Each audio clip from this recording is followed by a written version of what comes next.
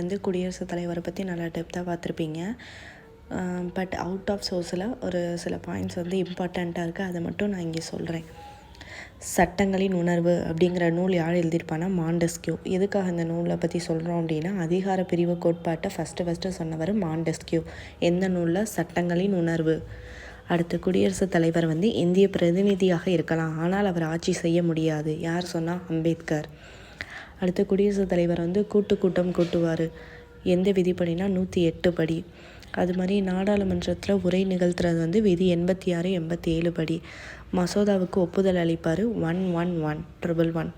அவசர சட்டம் வந்து 1, 2, 3 குடியரசுத் தலைவருக்கு. அதே இது நீங்கள் ஆளுநருக்குன்னு பார்க்குறப்ப 213 வரும்.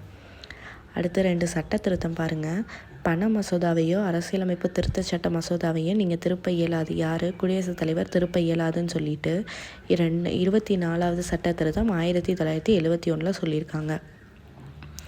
அதுக்கப்புறம் 44வது சட்ட திருத்தம் 1978 என்ன சொல்லியிருக்காங்கன்னா, குடியரசுத் தலைவர் வந்து மசோதாக்கள் மீது ஒரு முறை மட்டும்தான் அவர் மறுபரிசீலனை செய்ய உரிமை இருக்குதுன்னு சொல்லியிருப்பாங்க. அடுத்து 143 அப்படிங்கிறது அவசர சட்டங்கள் ரிலேட்டடாக ஏதாவது கேட்கணும் அப்படின்னா உச்சநீதிமன்றத்திட்ட குடியரசுத் தலைவர் கேட்கலாம். ஆனால் அவர் கண்டிப்பாக அதை ஃபாலோ பண்ணணுங்கிற அவசியம் கிடையாது. அடுத்து 1988 ஹேகர் சிங் வழக்கு. இது ஒரு வழக்கு நடந்திருக்கும்.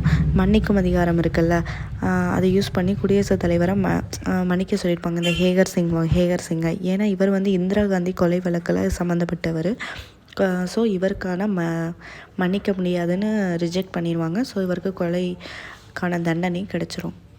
அடுத்து, தேசிய அவசர நிலை இது வரைக்கும் 3 டைம் நடந்திருக்கு. 1962, 71, 75. இது மட்டும் வெளியில் வந்து அவுட் ஆஃப் சோர்ஸ்லேருந்து நான் எடுத்தது.